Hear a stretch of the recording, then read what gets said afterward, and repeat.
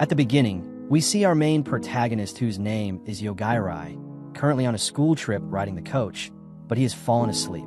While sleeping, Yogairai is in a dream about his past, where we see a younger version of himself walking in a corridor of a secret underground facility where he was raised as a smelly lab rat just like the kids from Stranger Things.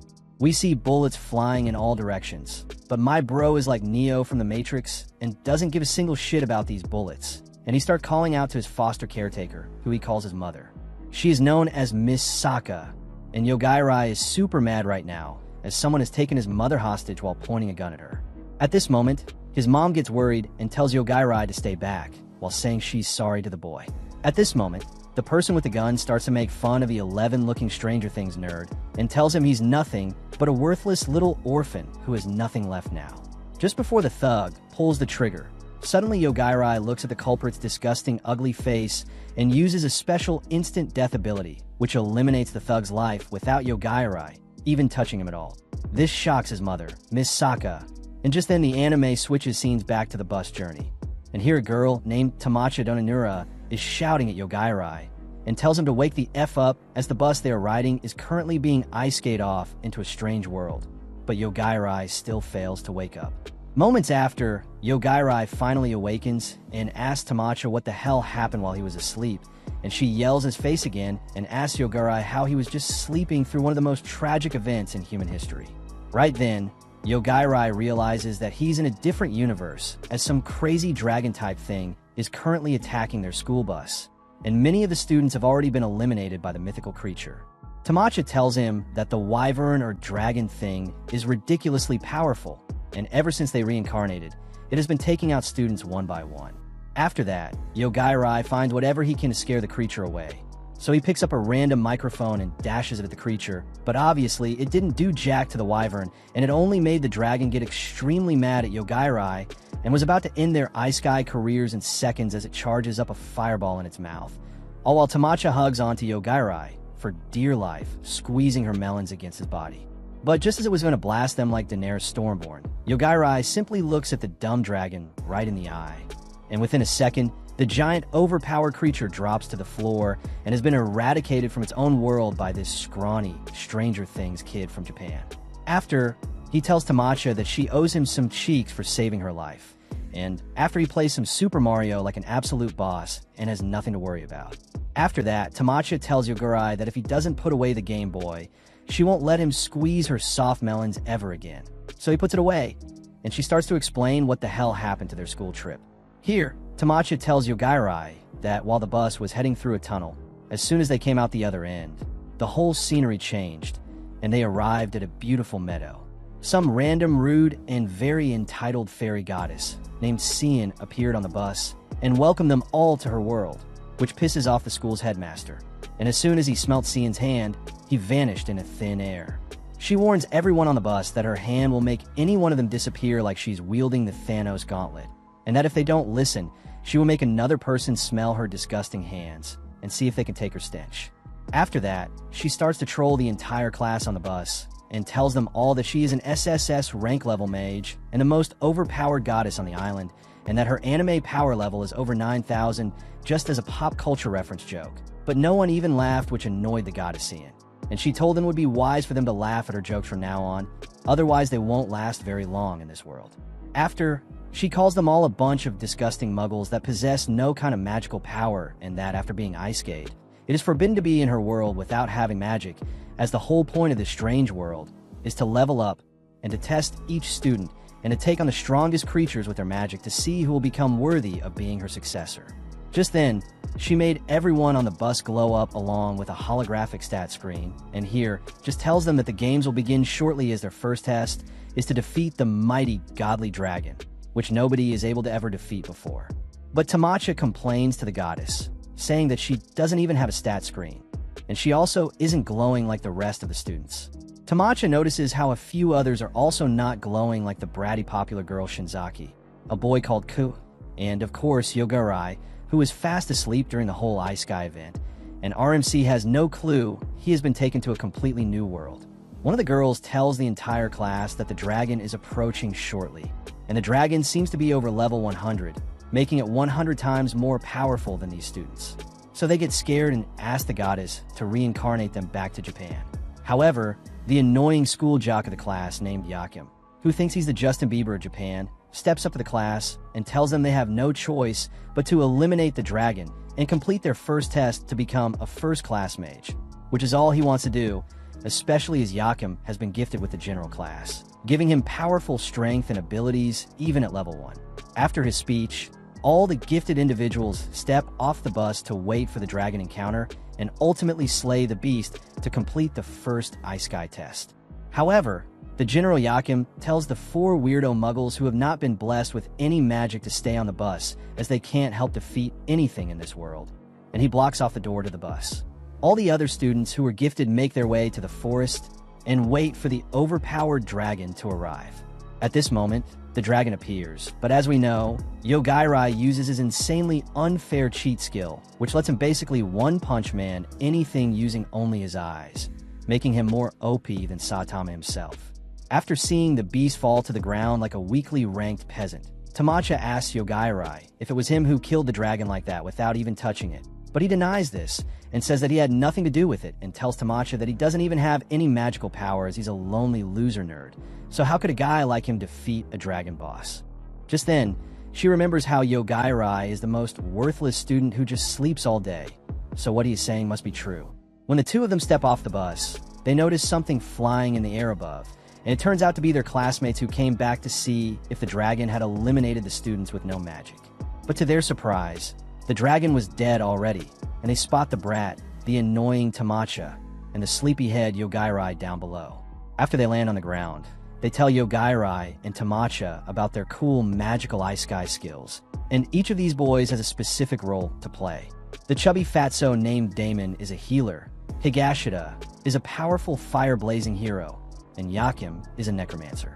Damon is mad that Tamacha is alive as he can't troll her and turn her into a zombie using his healing magic, and combined with the necromancer, he could have raised her back from the dead. But here, the hero guy explains how he only came back to use the necromancer ability on Tamacha to clap her cheeks out after raising her from the dead, as she would never let him touch her in class or go near him, so maybe her zombie version would let him. But here, Tamacha tells the hero to ___ off, calling him the ugliest person in the class. So he displays how strong he is compared to her, showing off his insane fireball ability and threatening Tamacha, requesting to let him smell her feet. Otherwise, he will eliminate both of them. But right then, Yogairai tells the dumb hero boy that he's actually weaker than he thinks, and points his scrubby chubby finger at him and tells him to drop dead.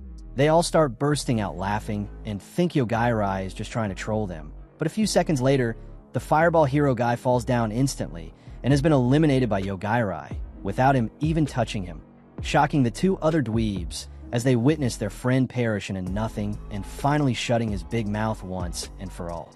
His necromancer friend starts crying about his loss, and so he asks the fatty healer to heal the hero dude, but Yogairai points a finger at the necromancer guy, and he gets wiped out just like the hero.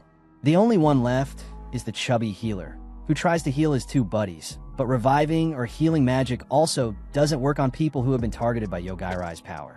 After Mr. Fatso tells Yogairai how unfair his power is, and that he might just be the most overpowered thing in the whole anime universe, and we should just end this anime recap right now, because Yogairai can just one-hit kill anything he wants to, Yogairai tells the snobby little dwarf that there is actually one thing in this world that can counter his instant ability, but it's definitely not going to be him.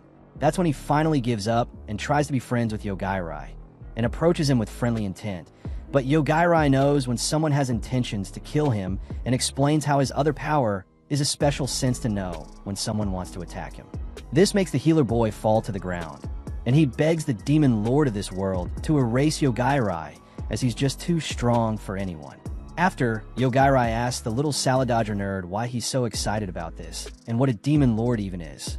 That's when the healer tells Yogairai that this is not the first time he was reincarnated into this world, and he explains how not long ago he and his 2 other friends were summoned here to the kingdom of a man to defeat the demon king, but they failed. So that's why they are sent back here again, but Yogairai has already eliminated his entire crew, so they're all doomed. However, Yogairai doesn't believe him as he never saw him and the others missing any school days, But the healer tells him that this is because in the magical realm, it seems they were here for months, but as they traveled back to Earth in the real world in Japan, it was only a few hours that they were gone. So that's why it seems like he's lying. However, Yogairai prepares to end this boy's whole career. But just then, the boy promises to be his loyal servant and guide him through this other world and help him find the Demon Lord. After that, he tells Tamacha that they will need to hunt down this Demon King and end it off so he can go back to their world and he can finally relax in peace and chill with his video games and hot Cheetos watching anime recaps. However, Tamacha is surprised that Yogairai is helping her, and he tells the girl that he's only protecting her as he remembers the soft feeling of her chest when she tried waking him up on the bus, which makes her extremely mad as she thought he was just a nice guy without any other intentions. However, Yogairai loves big, juicy jugs just like all of us and is definitely a man of culture. On the other hand, we see Sajin squirming around her bed while waiting for her attendant Yoichi to come make a report to her. He explains that 4 people died in the first Sage test, including 2 unblessed people and 2 S-rank ability holders. This makes Sajin shocked for a moment, but she decides to procrastinate like y'all procrastinate your assignments, and says that it should be something worth worrying about before lying down once again. After that, Yogairai and Tamacha decide to go to the nearby city to see if they can meet up with their classmates. They arrive just before the city gates are being closed and manage to get in even though they don't know the language of this world. Soon, a senior officer walks up to them, and it turns out he can speak their language. Yogairai explains that they split from their group and are now looking to meet up with them. The stuck-up officer says that he has been ordered to not interfere with the Sage candidates, but there's nothing telling him to help them either. He says that their classmates have already moved on to their next destination, and that's all he is willing to offer them. But then he looks at Tamacha and says that only she can stay at his place for the night if she wants to, but Tamacha instantly grabs Yogairai's hand and runs away from there, saying no thanks. Yogairai asks her about what's up with her, and she says that she was worried he would send her to the underworld because of his rude behavior. Yogairai tells her to stop acting as if he is some kind of homicidal maniac, but she says that she is surprised that he doesn't know that he's exactly just that. With that, they start looking around at the structures and people of this fantasy world until they encounter a cute cat girl named Mew who offers to help them for free. They ask her why she is doing that, and she explains that her goal is to date a Sage candidate, and that's why she's trying to become friends with as many male candidates from the Sage exam as she can. She says that she heard they are prone to simp for cat girls like her and are usually really powerful and rich as well, so she is banking on her race and cute face. They decide to go along with her as she shows them around, and Tamacha ends up buying a bunch of clothes as well. But by nightfall, it ends up just as Yogairai expected, as they find out that the cat girl is actually part of a gang of bandits who surround them and plan to sell them off as stress relief slaves. After confirming that they're up to no good, Yogairai begins the slaughter by telling everyone behind him to die, and then starts picking off the ones in front of him one by testing his ability on them. He tests out if he can make certain body parts of them die only, instead of putting them down totally, and keeps doing it until only the cat girl and the leader of the bandits are left behind. After that, he tests some delayed functionality by telling them to die and lets them run off for a little bit before the ability kicks in and sends both of them to Hades as well. After taking care of them, they both decide to skedaddle out of there, but they get stopped by the knights in the area. Their captain, Edelgard, asks them what happened there and reveals that they saw the men around them collapsing on the floor out of nowhere. Yogairai asks them why they didn't help if they were watching, and she reveals that they planned on following them once they got captured and tracking these goons to their base to capture their leader. She also tells them not to act big, as they are blessed with the Saint's protection, which makes them immune to attacks. Just then, her vice captain speaks up and says that, according to his appraisal skill, these two don't have any blessings from the Saintess. Hearing this, the captain says that it would be hard to believe they are responsible for these people collapsing and lets them go. The vice captain apologizes for causing them trouble and shows them a fancy hotel to stay the night at, to show his gratitude for forgiveness. At the hotel, Yogairai books 2 separate rooms for them, and once in the room, Tamacha wonders if Yogairai is interested in her romantically. Just then, she feels a cool breeze and looks up to find a fat floating ghost in the air. At first, this shocks Tamacha, but then she takes a closer look at the ghost's face and wonders if she is her elder sister. But the ghost speaks up and says that she is called Makoko, wife of the Dana School's founder's son and the distant ancestor of Tamacha. She further adds that she is her guardian spirit and is tasked with the duty of the restoration of the Dana School's dynasty. Tamacha asks why she didn't show herself earlier, to which Makoko replies that she was afraid of Yogairai, as she might have gotten obliterated if he got shocked and decided to get rid of her accidentally. She then asks Tamacha to explain her existence to Yogairai the next day, so she can show herself without worrying, and then tells her that she will protect her from supernatural threats, and that she is the one who protected her from getting that blessing from the Sanus as well, because once you accept it, you become a puppet to her. She further adds that her wish is for Tamacha to return to her real world, and to make that happen, she will pass on the secret techniques and abilities of her family to her, so she can fight on her own as well. The next morning, Tamacha walks down and meets up with Yogairai and asks him if they would be chasing after their classmates right away. Just then, the concierge walks up to them and introduces herself as Celestina. It turns out this hotel is a first-class establishment for rich people that takes care of anything and everything they request of them, as long as they can pay for it. Yogairai asks her for help with locating their classmates, and she gives them a map to the royal capital and 2 tickets for a train headed there. She says that, according to their information network, their classmates are making their way to the capital through the forest while slaying local monsters to grind some levels. Yogairai also gives her all of their gold and valuables to invest in some form of high-yielding accounts, and she prepares some items, including a charger for Yogairai's Switch and translations, to help them on their journey as well. After that, they board the train and head to the capital. On their way, Tamacha also tells Yogairai about Makoko, and they chill out. Tamacha eventually ends up sitting beside Yogairai while cranking his charger and wondering about their classmates when Yogairai suddenly grabs her and ducks down, as a powerful slash attack cuts the roof over their head in one go. The train conductor tells everyone to calm down and to make their way to safety as they spot a robotic alien called Aggressor who is invading their world, fighting a sage named Sanu. Their battle looks like something out of this world, with each of them throwing mountain-leveling attacks at each other. Tamacha asks Yogairai if he's going to put them both down as they came in his way, but he says that that's not a reason to kill someone. He says that he has to set up a clear standard so he doesn't end up killing innocent people for small things like annoying him and such, as that's unfair. Soon, the sage and the aggressor battle take them near Yogairai, and the sage, being the stuck-up piece of ass that he is, kills a lot of train passengers behind them, saying that they are just collateral damage to their fight, and that Yogairai and Tamacha should be bowing their heads down in front of his mighty sage ass. This annoys Yogairai enough to turn the sage's life switch off, and seeing this makes the aggressor really afraid of him. He completely surrenders in front of the OP protagonist and offers to help him in any way he can. Yogairai asks him about ways to return to his original world, and the robot says that he only knows how to go back to his own world and can't take him there because Yogairai is too dangerous for one, and secondly, the robot hasn't brought his real body here, so he can't take objects out of this world with him anyway. Besides that, he tells Yogairai that if he has enough mana and the right coordinates, then he can certainly go back to his real world. Yogairai says it's all right and tells him to guide him once he has the mana and coordinates, and the robot happily agrees to make the most out of it. Makoko also asks for a shape-changing gear weapon from the robot to help Tamacha with her fights. On the other hand, we see the knights in the city taking one of the goons, who lost his eyesight after Yogairai killed them, to an immortal vampire sage named Lane. She tries to heal the eye by reconstructing it from scratch, but it still doesn't restore its functionality. She also tries turning the goon into her underling by biting his neck, but that still doesn't work. Then, someone breaks into their room, and it turns out to be a hero who is supposed to be fighting monsters and aggressors. The hero says that he must put an end to the tyranny of the sages, and uses his special attack called a plane and 2 towers to blow the whole place up, but it doesn't do any damage to the vampire sage, as she says that if it were to be so easy to end her life, things would have been so much better. Then, she says that she's too bored to deal with him, and simply kicks him out of her tower without killing him. After that, she tells the knights to follow Yogairai and find where he is, and then heads off to meet Sage Shin and talks to her about this instant death ability guy. Shin says that she would prefer if Lane didn't interfere with the Sage candidacy tests, but if she takes care of the calamity called Darkness for her, then she will allow it.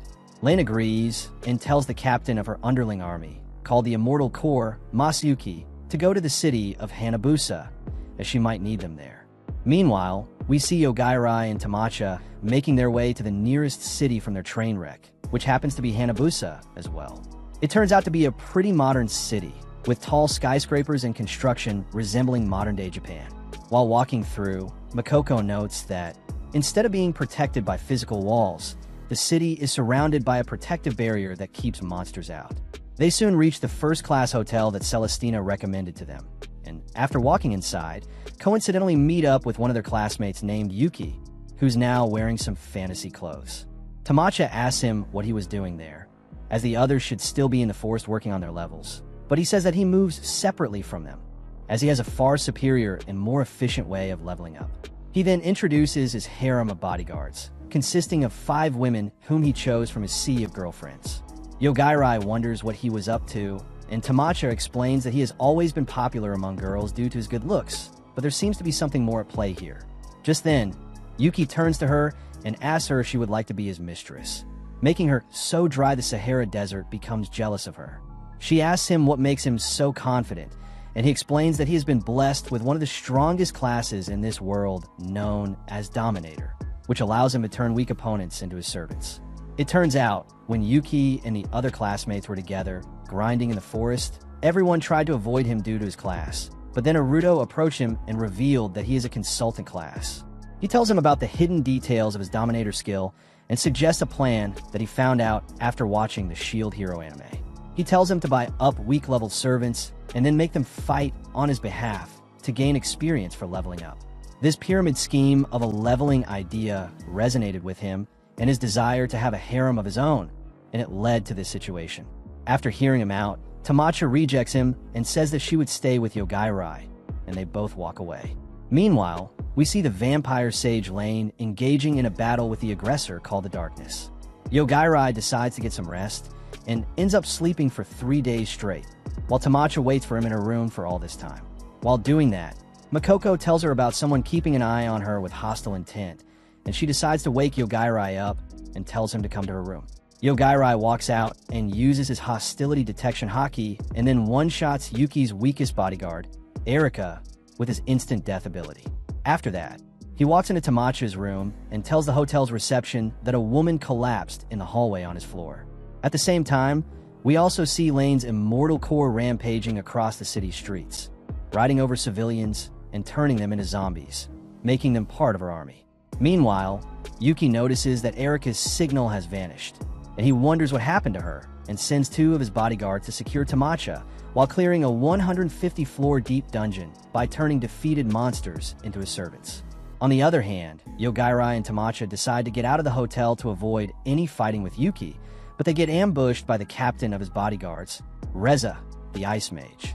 She says that she is there to get Tamacha and freezes them both in rock-solid ice, but Yogairai kills the ice with his ability and makes it pathetically easy to shatter.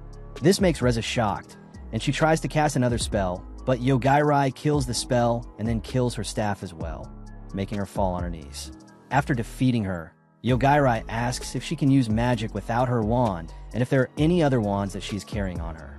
She says that she is a wand master and can only use magic through wands, and that she is only carrying a small spare one in her treasure chest. She also tells them about Yuki's orders to capture Tamacha. Just then, they get attacked by a doll that's crawling on the wall, but Tamacha puts it down using her martial arts skills, manifesting due to Makoko's influence.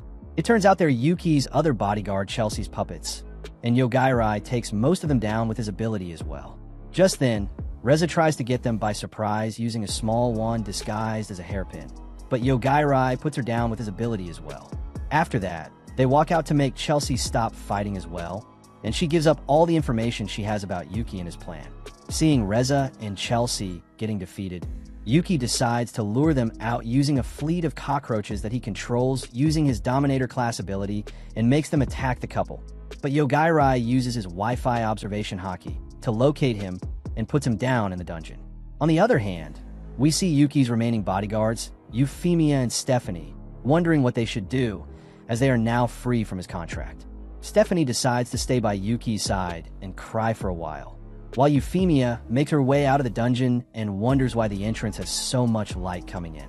After walking out, she finds herself in a desert and then turns around to see the darkness engulfing the city and leaving only sand in its trail. She also finds Lane flying in the sky as she says that her attacks don't work on the formless darkness and that there is nothing that she can do now to stop it. She flies down and casts a charm spell on Euphemia, turns her into her servant, and makes Euphemia tell her everything she knows. Meanwhile, Yogairai and Tamacha make their way out of the hotel and wonder what was happening outside, as everyone around them has turned into a zombie and someone is shouting on the speaker that the zombie party is about to begin. They both decide to escape the city, while Lane tells Euphemia that she wants to know if Yogairai can kill her with his ability or not.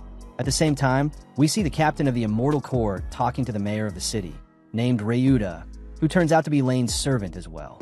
Masayuki asks Ryuta to hand over the city's keys, as it is an order from the sage Lane, and then he uses the public speakers to tell the living people of the city that he is looking for these two people, showing Yogairai and Tamacha's pictures on all the screens in the city. He tells them that if they want to live and not turn into zombies, then they should get their ass moving, as he has also sealed the town with a barrier using the key. This makes Ryuta really mad, as he has worked his butt off to make this city prosper, but he can't do anything against Lane's orders. Now, with everyone coming after Tamacha and Yogairai, they decide to head to the city square to make a deal with Masayuki himself. Once there, Yogairai tells him to lower the barrier, as they want to board a train and go to the royal capital. But Masayuki asks them if they even know what kind of a situation they are in. While raising his army of undead soldiers, he says that those who are already dead cannot be killed. But Yogairai simply wills them to death, as well using his OP ability. This makes Masayuki really shocked, and he asks how that's possible. And Yogairai explains in the most Giga Chad way that he is the one who decides if something is dead or not. Hearing this, Masayuki becomes enraged, and he says that there is no way such a ridiculous ability exists in this world, as he begins to transform into his vampire werewolf mode. But Yogairai simply puts him down in between his monologue transformation, saying that he doesn't need to wait for the cringiest loser in the anime to finish his lousy transformation. After that, he turns to Ryuta and asks him if he can make the barrier right again, and asks him why everyone after them. He explains that they were in the lands controlled by Sage Lion, and he doesn't know why she is interfering with Sage Shin's Sage candidacy test. Just then, they notice the people of the city walking towards them as if they have been possessed by something. Makoko says that it looks like they are being controlled using some sort of spiritual link, and Ryota says that if that's the case, he should be able to protect them using the city's barrier. But to his horror, the barrier doesn't work, and it looks like Lion is interfering with it herself. With this, the civilians start attacking Yogairai and start falling down around him like dead moths, as his ability automatically sends them to the underworld. Yogairai notices how seeing them die is pretty tough for the mayor and tells him to get close to him unless he wants to get hurt by them. He says that it feels like someone is trying to test the extent of his abilities and how something similar has happened to him in the past. At the same time, we see Lion looking over the city from afar alongside her newly acquired servant as the darkness gets closer to where Yogairai is. She creates a copy of herself without Yogairai's memories and tells her to go up in the sky and multiply, and then to attack the city if they see something unusual happening like the darkness attacking or suddenly vanishing. She says that as these copies have no memory of Yogairai, their attacks should not generate any kind of hostility towards him. And even if he finds them using his observation haki like he found Yuki, he should not be able to hurt her real body, as it is different from the clones. On the other hand, we see Yogairai and the others noticing the darkness getting close to them and turning everything it touches into sand. Everyone wonders how to deal with it, but Yogairai says that he will simply make it die using his ability and make the darkness vanish into thin air. But suddenly red meteorite-like attacks start raining down from the sky and destroying the city. Tamacha uses her sharp eyesight and says that they look like a red-haired lady wearing a red dress. And Ryota confirms that it is Sage Lion and wonders why she is doing this and loses all respect for her. They wonder how to deal with this attack now, as Yogairai says that they are too fast for him to see to use his ability, and they also don't have any hostility that he can trace, but if they could get her to aim at him directly, he would be able to attack her back with his ability. Ryota suggests that they head to the open park area, which is most likely going to be attacked next according to the data he has been analyzing thanks to his bird's eye view skill that he got from being a mayor. He then teleports them to the park using his authority as the mayor of the city and vanishes moments before Lion's copy attacks them. Tamacha manages to spot it just in time for Yogairai to locate her and put her down using his ability. Tamacha also defends them against the blast using Makoko's powers and the shape-shifting material they got from the giant robot aggressor. On the other hand, we see Lion talking to you as she reveals that all of her puppets were defeated using Yogairai's ability. She says that now she just needs to create puppets with different memories, so he can't target them all at once. But to her surprise, her real body gets killed in her home, which leads to her total demise. Before falling down, she feels relieved as it will be her way of getting a new life using one of her experimental bodies that she created biologically without any memories of her. Just then, we see a young pink-haired girl waking up in a coffin somewhere in a mansion as she picks up a projection stone that has the last message of Lion recorded in it. The message tells her who she is and how she wants her to live her own life, and how she doesn't have any of her memories to prevent getting affected by Yogairai's ability. Back in the town, we see Eri and Tamacha returning to Ryota as they reveal that they defeated the sage and ask him if it bothers him at all. Ryota says that he has no respect for someone who harmed his precious civilians and gives them a military-grade car to travel to the royal capital. In the car, Tamacha asks Yogairai if he shouldn't be the one driving, but he says that he always ends up crashing the car while playing racing games, which makes Tamacha take up the steering herself. Makoko says that she should be able to drive and operate all sorts of vehicles and weapons thanks to her innate talent as the heir to the Dana school, which makes no sense to her, but she simply goes along with it. While all of this is happening, we get to see a small glimpse of what the other sage candidates are up to in the forest. The samurai class candidate named Rako finishes her monster slaying for the day and heads back to her camp, where she finds the American ninja class student Carol holding her phone in her hands. She asks her what she was doing in her camp with her phone, and she explains that she found it lost in the woods and was here to return it. She also reveals that she took the liberty of going through her applications to see what they were using to track Yogairai.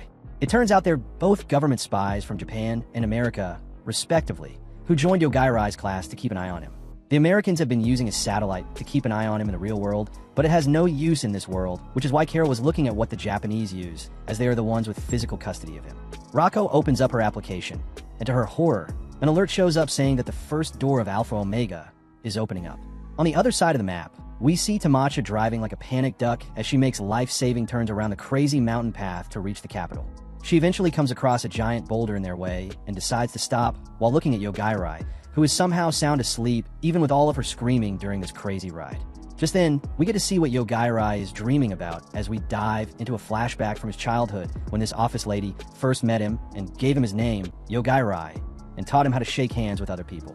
This lady is called Asaka Takedo, and we see her signing an agreement form while giving an interview for a special job. The agreement says that she won't complain even if she dies during the course of her term. At first, she decides to walk away instead of signing her soul away, but the interviewer Yuko manages to convince her by telling her that she would get retirement benefits if she agrees to it. After signing the agreement, she asks if they are some kind of super secret evil organization or something, but the scientist says that they are a respectable association who conduct special human experiment for the betterment of their society.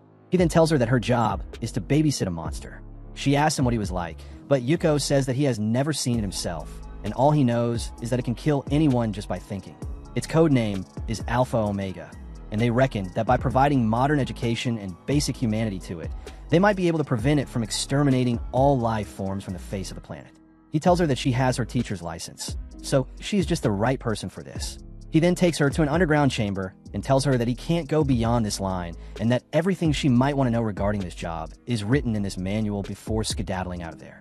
After getting everything she needs, she walks into the chamber and opens up the massive vault gate with her card key and finds out that she's in some kind of artificially created facility with a natural-looking sky and background scenery as well. She looks at the manual to find the house where this monster is supposed to be living, and after going inside, she only finds a young kid sitting in the living room. This makes her really angry, and she says that it's ridiculous to lock a kid in a place like this. She takes him out and tells him to play with the tadpoles or something, but the kid notices a shadow demon behind her and kills it using his powers. He tells her that these things sometimes come there to attack him, but they're nothing to worry about. Besides that, it's about to get dark, so if it's all right with her, he would like to play tomorrow instead of right now. Hearing all this calms Asaka down, and she shakes his hand and introduces herself by name. She asks for his name, and he says that they call him Alpha Omega here, and before he came there, they used to call him Lord Akashi. Just then, they both hear their tummies rumbling and decide to go inside and get something to eat. Asaka realizes that she will have to do the cooking as well, but being as good a chef as an idiot sandwich, she ends up making some instant ramen while the kid takes a bath. During their meal, she asks him for the name that his mom used to call him by, but he doesn't know what that is, so she ends up naming him herself and gives him the name Yogarai Tako, which makes him really happy. She then teaches him how to introduce himself by shaking hands and saying nice to meet you. Just then, we see Eri getting woken up by Tamacha, who tells him that they have run into a dead end.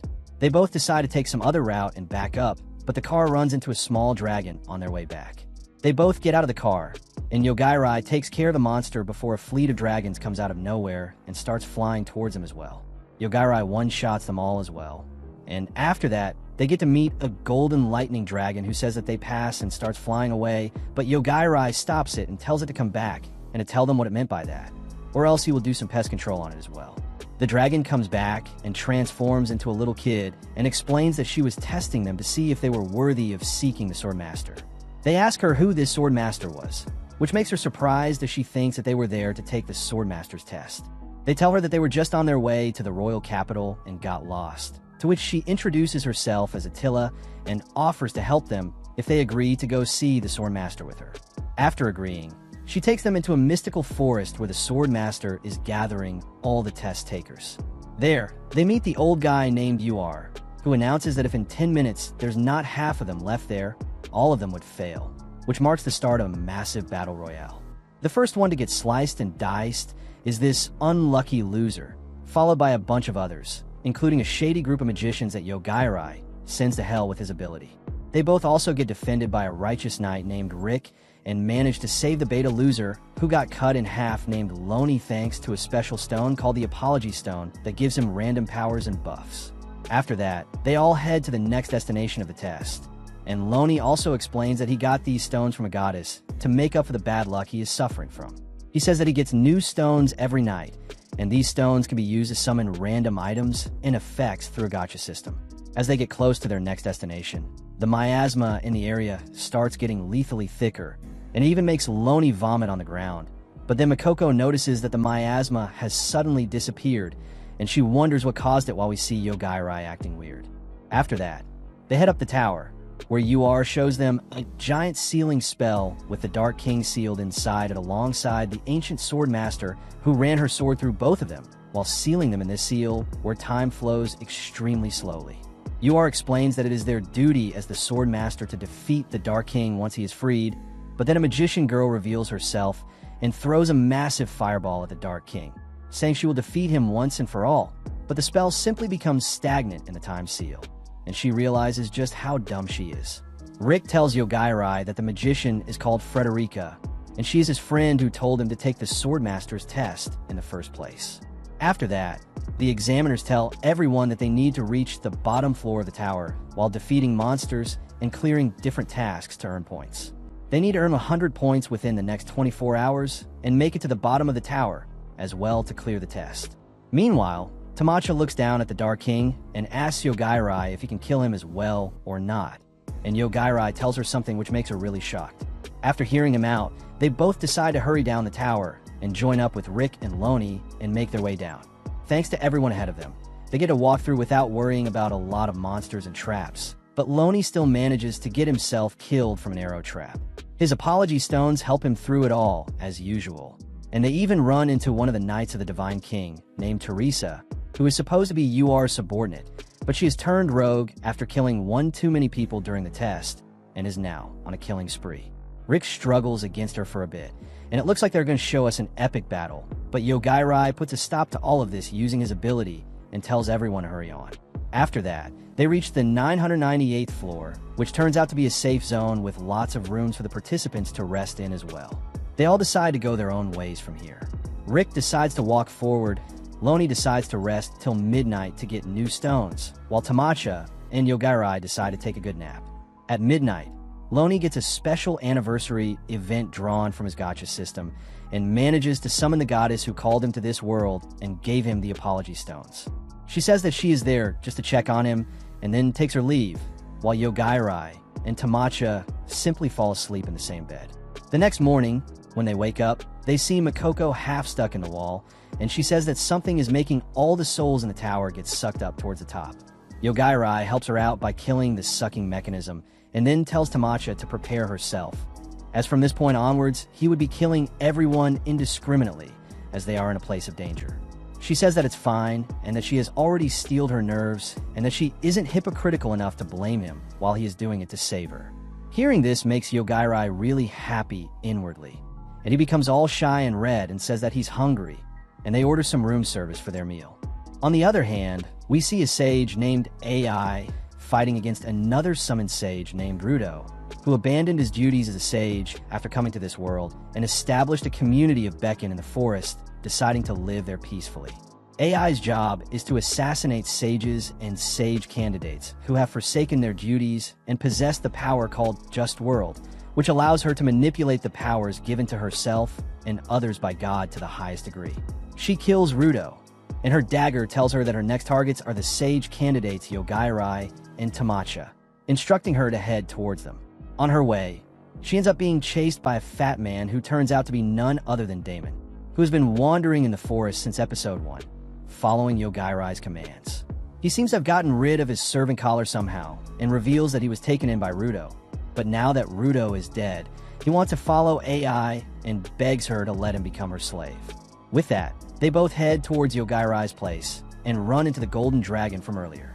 Damon worries that AI won't be able to beat the dragon, as her ability allows her to only deal with the cheat skills the otherworlders receive, but she says that she can interfere with any natural phenomenon and make it just like she believes it to be, though it doesn't work if her target has a high enough luxta.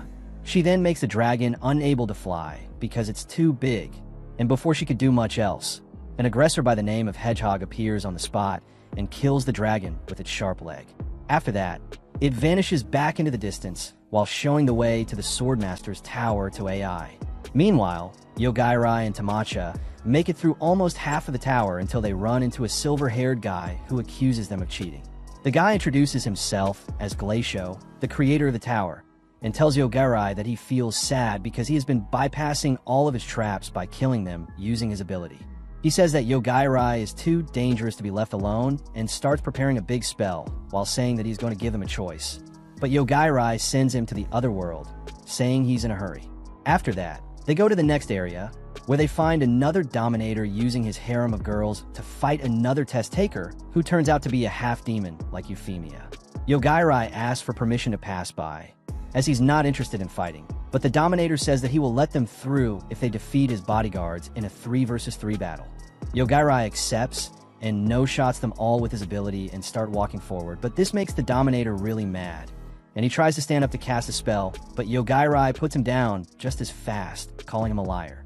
Seeing all this, the half-demon girl says that she has a request to make of him, and they decide to at least hear her out. The girl introduces herself as Thea and explains that she is looking for her younger sister. She says that she came here because she heard that some of her people were trapped here, and helping her might come off as being against the Swordmaster. Yogairai says that he has already made a mess out of the tower, so the Swordmaster won't really be fond of him anyway, so he has no issues with helping her out. He then asks her if she has any clues about where her people could be, and she says that she can feel their presence, and it seems like they're somewhere underground. Just then, Rick, Frederica, and Lionel walk into the arena as well, and it turns out Rick and Frederica were helping Lionel gain some points because he is a __ loser. After that, they all reach the bottom floor, where Europe announces that they have all passed the test and have now become the Knights of the Divine King.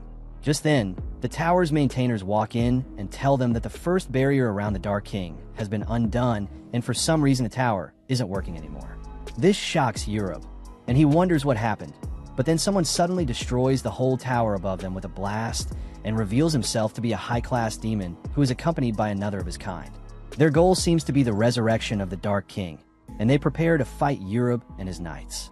The demon seems to possess the power to turn off the humans around him, while the other one seems to be too proficient in magic, as he blocks Frederica's fire magic with his bare hands, and then turns her staff alongside her arm into a biscuit and gives her a taste, saying she's pretty sweet. Frederica wonders if she will now become a red-haired emperor of the sea, but quickly remembers that she is just a side character for this minor arc. Seeing all this, Lionel decides to use the remaining limited edition gacha roll and uses all of his apology stones to summon some sort of miracle that would help them deal with the demons. But it ends up summoning the goddess from earlier, much to his horror. He asks her if she would vanish again, but she says that this time she will grant his wish of taking care of everything, and then walks up to the demons. And to everyone's surprise, they both bow down in front of her and reveal that she is actually the wife of the Dark King. She has been summoning and manipulating heroes to release her husband from the seal, but always failed due to the Swordmaster. However, Thanks to this unlucky piece of garbage named Lionel, she managed to get rid of the barriers this time. Lionel asks her if she was lying about taking care of everything and granting his wish, and she says that she didn't lie and that she will take care of them all by destroying all of humanity, thus leaving nothing to worry about. Meanwhile, Yogairai, Tamacha, and Thea decide to go underground to find her people, and thanks to Yogairai's powers, they manage to kill the time-space barrier that is hiding the bottom floor. Tamacha also notices some high-speed robots zoom past them with some blades, but they decide to ignore it and focus on the underground room in front of them. Once inside, they find a room full of fluid chambers with Thea's people being used as guinea pigs for horrible experiments and to use their magic to support the barrier around the Dark King. Thea decides to put an end to their misery with her own hands and then resolves to take revenge on the Swordmaster. With that, they all head back up to see what was going on. On the other hand, we see Lionel trying to stall the goddess to create an opportunity for the Swordmaster to slay her. While doing so, he makes the goddess reveal that she had been waiting for all sorts of obstacles to get out of her way, including the creator of the tower, Yuar, as he would have been able to restore the barrier instantly. Besides that, she was also worried about the goddess killer who, somehow, suddenly died during the test, and now she's able to break the barrier to release her husband. With that, she destroys the barrier's core and releases the Divine King and the Dark King from their time seal. But to everyone's surprise, the Dark King simply falls down into the river with his dead ass and drowns away. They all wonder how this could have happened while we find out that it was Yogairai's doing and that he accidentally killed the Dark King in response to the high-density miasma in the region that was about to harm him. Just then, Thea takes advantage of all the confusion and slices the Swordmaster in half, taking her revenge. This makes Rick and the others really surprised, and they wonder if she is an enemy. At the same time, the high-speed robotic aggressor Hedgehog also appears in the battle zone and assassinates the goddess and zooms away. The two demons who started all this heal her back to full health and rally their forces to attack humans to take revenge for killing their king. But Yogairai simply no-shots them all with his ability and tells them that he doesn't want any drama. The whole thing makes the goddess lose her mind, and she starts firing random abilities in all directions. Tamacha asks Yogairai if he is going to do anything about her, but he says that the goddess didn't do anything to him, so he has no reason to fight her. On the other hand, we see AI dragging Damon towards the tower as she dodges all the random attacks using her absurd ability. Once she arrives there, she uses her appraisal skill to tell Rick that he can put the goddess down using his holy sword, which he does, and then turns towards Yogairai and Tamacha to see what they were all about. Before fighting them, she uses her eye on Yogairai to check his stats, but it shows her the end of everything in him, and this makes her sweat her soul out as she decides to eat her ass out of there before handing Damon over to Yogairai. Yogairai wonders what she was all about, but then turns to Damon and asks him how he managed to get out of his collar. He says that he never said that its effect was permanent and apologizes for deceiving them. After that, Rick talks to them about Thea and what she did, and Yogairai tells him to see what they found in the basement, and if he still decides to fight them, then he will help Thea. Rick asks him what he can do with his tiny stick, but the Divine King stops him and tells him that it was actually Yogairai who put down the Dark King and all the demons around them, which makes Rick really surprised as he apologizes for his rude behavior. After that, they all decide to part ways. Rick, Frederica, Lionel, and the Divine King go to the royal capital, while Yogairai and Tamacha decide to go there on their own as well. Thea reveals the name of her younger sister, who turns out to be Euphemia, and Yogairai and Tamacha tell her that they heard this name while walking through one of the cities on their way and tell her about the routes they took before leaving. Rick also gives them a couple of pendants with the emblem of the Royal Knights and says that they should show these to the guards in the capital if they ever need his help. With this, Yogairai and Tamacha start their journey towards the capital while leaving Damon to his wits, but unfortunately for him, he ends up getting approached by one of the demons that attacked the tower and is told to follow him. While all of this is happening, we see Shin sipping on some sweet tea as her knight reports to her about AI and Yogairai. She says that she shouldn't interfere with the sage candidates and decides to summon someone from Yogairai's world to ask them about him. The summoned guy turns out to be one of the Japanese scientists who are keeping a watch over him. And when he finds out that she is the one who made Alpha Omega disappear from their world, he calls her a savior and thanks her. But then he notices a warning on his device, which says that, as a C-level employee, he is not allowed to be this close to Alpha Omega, and it makes him self-destruct into a pile of pizza sauce right in front of the sage. On the other side of the map, back to where the bus was attacked by the dragon, we see Asaka suddenly gaining consciousness as she gets brought back to life by some form of sentient AI. The AI tells her that she needs to acquire a huge amount of nutrition to initiate her recovery, or else she would end up dead in 30 minutes. Asaka decides to munch on some delicious rotten dragon ass, and let's talk more about that in the comments. Meanwhile, Yogairai and Tamacha arrive at the royal capital and get stopped by the royal knights, who tell them to get out of their car and show their IDs. They explain that they got the car from the mayor of Hanabusa City and that they are sage candidates who are there for a trial. The guard checks them out using an appraisal tool, but Yogairai shows them the pendant that Rick gave them, and it makes all of them get on their knees. They explain that it is the mark of the royal family and gives them the pass to enter the city. Just then, the youngest prince, David, arrives on the scene and demands that they show him their swords as the Knights of the Divine King. And Tamacha ends up accepting his challenge to a duel when they fail to show him any swords. In the duel, she showcases the martial art of her family and ends up freeing David's future generations from the pain of getting born. Getting hit in his precious eggs turns David into a gentleman as he offers to give them a tour of the city. He explains how the city walls were created thousands of years ago by the great sage Aga, the same guy who created that tower. He also tells them that the royal capital is built upon an underground barrier that seals a dark lord, much like the Tower of the Swordmaster, which surprises Yogairai and Tamacha, as they didn't expect there to be more than one dark lord. After that, Yogairai asks Tamacha if they will forgive their classmates or should they take revenge on them, and Tamacha decides to first meet them and see what kind of attitude they take up with them. With that, they join their classmates at the royal palace as they all meet the king. The three perverts from the class, known now as the three pervy beta lords, decide to exert their dominance by revealing that one of them has the ability to stop time as he approaches the king and acts rudely towards him. But the king cuts off his fingers and reveals that their powers get significantly weak if they try to fight anyone related to the royal family, and that they have been granted the protection of the sages. After that, he sits back down on his throne and says that to become sages, they must accomplish a great achievement in 1 month or else they will all fail. After the king walks away, Tamacha and Yogairai make their presence known officially. They all talk it out, and eventually, Yogairai and Tamacha agree to join them without any violence. They make up a cover story that Yogairai got the skill to kill insects instantly, and Tamacha got the skill to create special armor that only works on herself. And thanks to these skills, they managed to escape from the dragon. The class captain says that he still believes they did the right thing by leaving them behind as bait, as the survival of many was his priority.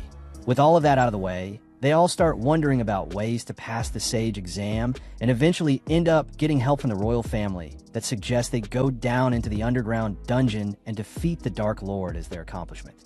With this, all of them form groups and go underground, led by David and Rick, who eventually arrive at the royal capital with the Divine King as well. While Tamacha is busy busting her ass off in the underground dungeon, Yogairai joins the group of losers in their class, including 2 other guys, one with the ability to cook and the other with the ability to read anything.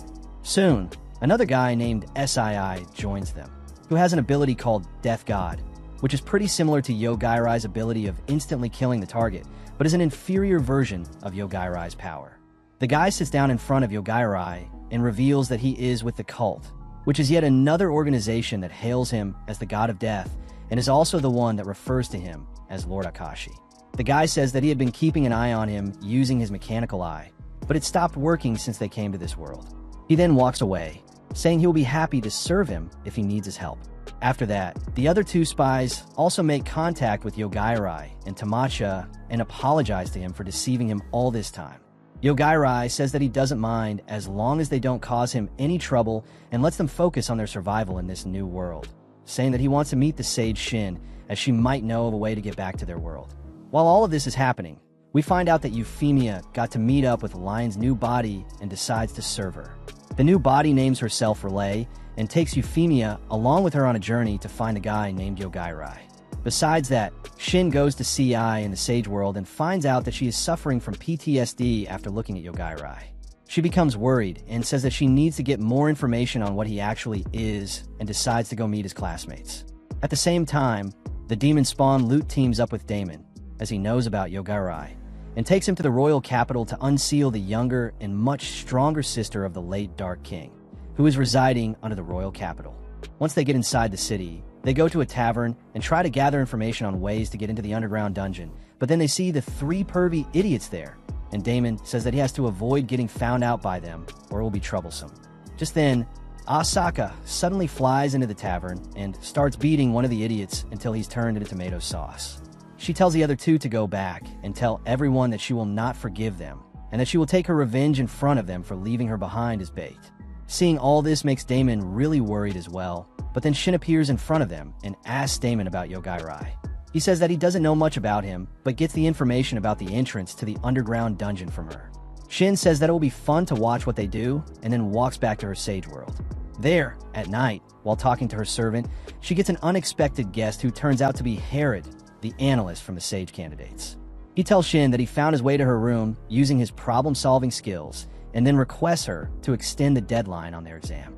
Shin says that she will consider it in exchange for him taking care of Yogairai, to which he smiles and agrees. After this, Herod goes back and hires an assassin with sage and spirit powers and tells him to kill Yogairai. On the other hand, the other sage candidates become worried for their lives as they fear Asaka coming after them.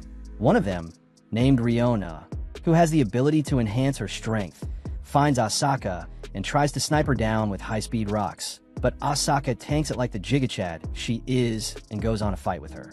She single-handedly destroys her ass and soul, but Riona says that she isn't at her full power because of that stupid king-suppressing quirk that's active throughout the royal capital. Hearing this, Asaka lets Riona go to heal herself and flies away to burn the king's royal __ to ashes. After taking care of him, she returns to fight Riona at full power and proceeds to utterly destroy her once again. The next night, she fights the cook Loser, who somehow manages to actually give her an actual fight as he extrapolates his power by assuming her to be an ingredient, and then uses his chef status to fight her using a kitchen knife and a shadow clone jutsu, saying that it is an essential skill for a cook as they often need many hands to keep the kitchen moving. But even after all of this, Asaka ends up making roasted barbecue out of him using her draconic flames. Meanwhile, we find out that the reader guy actually has the ability to see the future, which writes itself in his notebook as soon as he makes a choice. While all of this is happening, Damon and Luke go down to the underground dungeon and find out that the Dark King's sister managed to break the seal on her own, but decided to stay there to avoid making her brother mad. She suffers from a severe brother complex and loves him a lot, which makes her be good to Lute and Damon as well when they bring her brother's key to her. But when Lute tells her that her brother is dead and who did it, it makes her really mad. She takes both his arms and says that she will revive her brother and starts engulfing everything around her using her spell. On the other hand, we see Shin arriving in the dining hall to meet the sage candidates after Herod gets an extension from her. She tells everyone that she is not happy with how the sage exam is turning out and thinks that it is too easy. So she wants them all to fight each other until only one of them is left, and that person would be the only one to become the sage. This marks the beginning of the battle royale as the death god ability guy tries to use it on her, but she says that it doesn't work on her as she completely heals herself with a level up and then knocks him out with a flick of her fingers. Meanwhile, Yogairai is chilling outside, and he notices David sleepwalking as if he is under some kind of spell and watches him jump into a ravine. He tries to help him and ends up falling down with him underground. The Dark King's sister, named Mana, turns into her liquid mana form and starts taking over everything in her sight as she gushes out of the royal capital with extreme force. While falling, Yogairai saves himself and David by killing their momentum using his ability and then meets up with Damon, who is running away from Mana for his life as well. They all end up catching an elevator that takes them back up, and once there, Yogairai goes to meet up with Tamacha to find out what was happening. She tells him about the battle royale, and they end up fighting a bunch of their classmates as well. Meanwhile, Asaka decides that it is a great day to take her revenge and joins the battle royale too. She ends up fighting a girl who has the power to summon all sorts of modern weapons, and when she starts losing the battle, she summons a nuclear bomb like a sore loser and drops it on Asaka. The explosion destroys everything around it and also takes Yogairai and the others in its effect, but Yogairai saves them all by killing the laws of physics because why not? Asaka manages to survive the explosion by giving up her human form and permanently transforming into her dragon form. Once healed up, she decides to make sure that everyone is dead and finds Yogairai and the others alive in the middle of a flaming zone. The AI in her brain starts speaking up. It turns out that it is technology from the future specifically developed to counter the instant death ability of Yogairai by becoming undetectable to him. This effect works to a certain extent, but Yogairai simply kills Asaka as well when he sees the massive dragon approaching them. After that, Shin arrives in front of them and says that she had been wanting to talk to Yogairai as she heard that he's going to wipe her out. Just then, Yogairai uses his ability to kill one of her ankles and then starts off by killing her fingers and showing her who the real boss is. He then asks her to tell him about ways to get back to their old world, but she simply teleports back to her sage world and tries to heal herself. All of her attempts fail and make her worried, but Yogairai starts killing more of her parts and even starts attacking her beloved servant, Di. This makes Shin give up, and she comes back to him and explains that there is no way for them to return as the link between their worlds has already vanished. Hearing this, Yogairai tells her to give him the coordinates of their old world and also asks her for ways to gather the necessary mana. She takes out a Philosopher's Stone from her chest and says that it is the source of immortality for the sages and should be enough to power their journey if they collect enough of them. All the sages have them, but the stone loses its power if a sage dies. Hearing this, Yogairai decides to let her leave and goes back to the royal palace with Tamacha, Damon, and the two spies, including Prince David. Once they are gone, Mana materializes in front of Shin and captures her using her powers, absorbing her into herself while calling her a pathetic loser of a saint. Shin tells her to remember the name of the person who will kill her, referring to Yogairai, before drowning in her. On the other hand, Yogairai and the others walk into the castle and find the Archbishop blabbering something about starting his villain arc and being happy about the awakening of Mana. But Yogairai shuts him up with his ability because he's too annoying. Just then, Mana materializes in front of them and says that she will destroy them as well, but Yogairai shuts her up too, ending the final boss fight in a second. With the kingdom now saved, David flies out of the castle on a ship with the spies while Yogairai follows behind, clinging to Tamacha, who glides down like a sexy Batwoman. Once outside, they notice that Damon has escaped yet again, and Yogairai says that it's fine as he didn't like his face being around anyway. After that, he says that he will now go look for the other Philosopher's Stones, so he and Tamacha can return to their world and decides to split up from the rest of them. The spies agree to walk their own paths as well and decide to go along with David. At the same time, a couple of aggressors fly down into the capital to see Mana's destruction and find a hurt Herod in the mess. They decide to take him with them and fly away. While all of this happens in the royal capital, we get to see a little bit of Thea, who ended up meeting again with her sister while saving some of her people from slave traders. There, she joins her sister in Relay and starts heading towards the royal capital because the little pink-haired girl wants to meet Yogairai. They arrive just in time to see Yogairai and Tamacha deciding to go out and look for the other Philosopher's Stones. Seeing them, Relay jumps out and hugs Yogairai, saying that she wants him to marry her while offering him her Philosopher's Stone. Yogairai wonders what all this is about, and Thea fills him in on how Relay is obsessed with him because she learned about him from her old self after waking up. With that, they all get inside Relay's carriage and ride away towards their next destination while Yogairai decides to take a nap. Meanwhile, we see the Divine King watching over the capital from a tower as she wonders how someone could defeat Mana so easily and decides that it is too dangerous to let someone like Yogairai roam around the world like this and starts following him.